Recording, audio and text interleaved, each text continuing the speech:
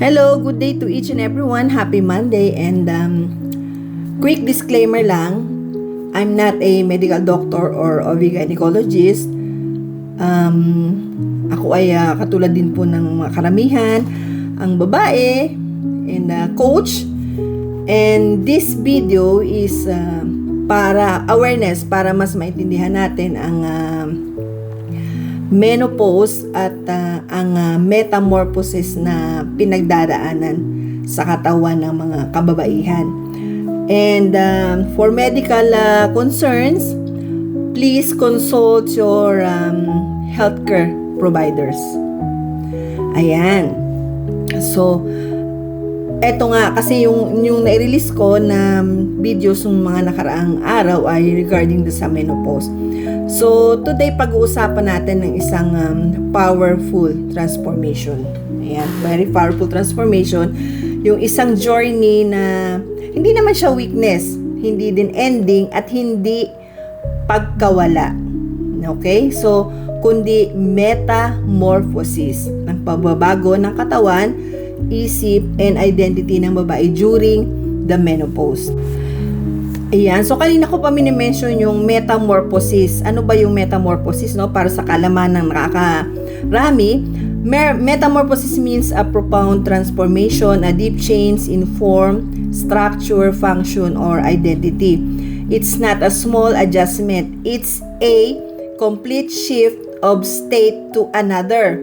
So, sa human term natin, metamorphosis refer to a major life transition that reshape our body, mind, and emotions, and identity. So, ito ay very powerful, no?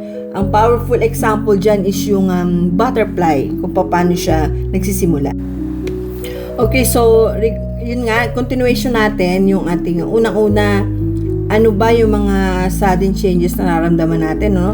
So, makikita nyo parang bagong paligo ko, hindi po. Ako po ay actually pawisan. So, naranasan natin kagabi yung tinatawag na hot flashes. Grabe yung pagpapawis.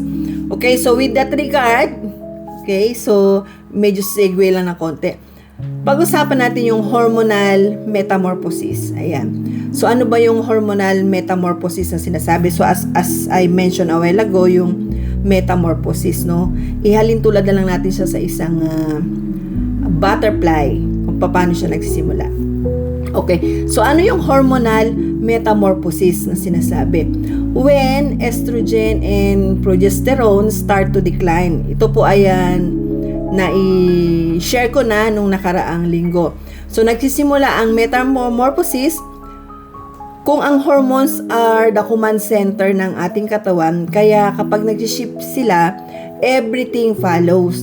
So, yung estrogen affects muscle, bones, mood, metabolism. Progesterone affects sleep, calmness, and emotional balance. This is the internal transformation, yung sa loob ng ating katawan na pagbabago. Ito yung first stage ng metamorphosis. Ayan. So, next is strength metamorphosis. So, again po, pinag-uusapan po natin dito ay menopause.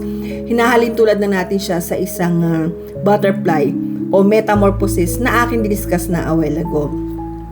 Next, strength metamorphosis is maraming babae ang napapansin. Mabilis na papagod, okay?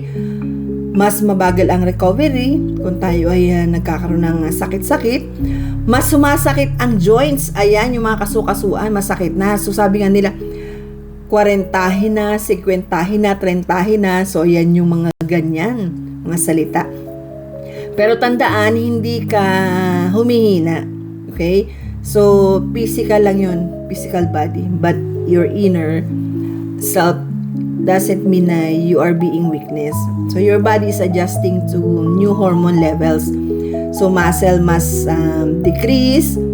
Joint lubrication changes. Recovery slows down. Energy dips become common. Ayan. This is your body finding rhythm. Okay? Sunod natin yung tinatawag naman na size metamorphosis. Ano naman ito? Now size. Ano ba yan? Ito yung pinaka nagugulat ang mga babae. Bakit lumalaki yung ating tiyan? bakit lumalaki yung tiyan ko? Bakit yung puson ko lumalaki yata? Bakit hindi gumagana ang diet ko? Diet naman ako ng diet, pero hindi naman ako pumapayat. Because metabolism slows down, fat redistribute, water retention increase. Belly fat becomes more common. Weight gain happens even when same lifestyle. Ayan, diet ka ng diet, di ka pumapayat. So, yung ating metabolism slows by 10 to 15%. Yung insulin sensitivity natin ay nag-change na. Hindi ito katamaran, hindi ito pagkukulang, no? Kundi this is a biology ng ating katawan. Ayan. Shape metamorphosis, shape also transforms. Yung dating ideal waistline natin, nagiging softer. Yung hips natin, nagmumukhang mas narrow or lumalapad. Yung posture, nag-iiba. Yan. Waist become less defined, breast change in size or firmness, hips appear narrower, posture shifts. So, this is not the loss of beauty, it's the evaluation of your form. So, tandaan po natin yan, ano? Mind metamorphosis naman affects the brain. Estrogen supports memory, focus, and emotional regulation. Ito yung mood swings natin, yung brain fog, pinatong mo yung salamin kung saan, tapos di mo na alam kung saan mo na ilagay. Mabilis tayong mairita, sleep disturbances, and anxiety or sadness. Importante po yan, no? This is not pagiging moody, this is your brain adjusting. No, nag-a-adjust yung ating brain kasi nga another yugto na naman. Okay? So, bone and joint metamorphosis. Estrogen protects your bone, so when it drops, bone density can decrease. Ito yung higher risk of osteoporosis, yung joint pain, kasukasuan natin, lagi masakit. Morning stiffness. This is why movement is essential. So, galaw-galaw. Kaya, mapapansin natin yung mga kaedada ng 50, ayan, naghihilig na sila sa pagsusumba, exercise, and other things na makakapag sa kanila na para gumalaw-galaw. Yan, lakad-lakad. Identity ng metamorphosis. Menopause is not a collapse. So, tandaan po natin yan, ano? It's not a collapse. It's a rebirth. A shift into a wider, deeper, more grounded version of ourselves. So, hindi ka humihina, hindi ka din lumalaki, katawan lang yun. Hindi ka nawawala, nagbabago ka. At sa bawat metamorphosis ay may panibagong lakas na ipinapanganak. Ayan. What helps, no, sa atin, awareness natin. Ito yung ating general strategies, open discuss ng mga expert natin. So again, as I mentioned a while ago sa aking disclaimer, ay hindi po ako doktor, hindi na ako OB-gynecologist, pero ako po ay based sa aking personal experience. Ayan. So unang-una yung strength training, balanced nutrition, stress management, adequate sleep, at mag-regular visit po tayo sa OB-gynecologist natin for check-up.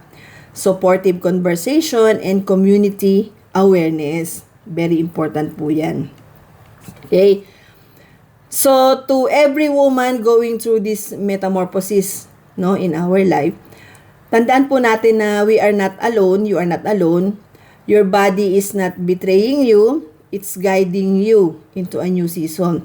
A season of strength, a season of softness, a season of self-awareness. So, let's talk about menopause openly. I-normalize po natin ito kasi bihira po itong tinatalakay.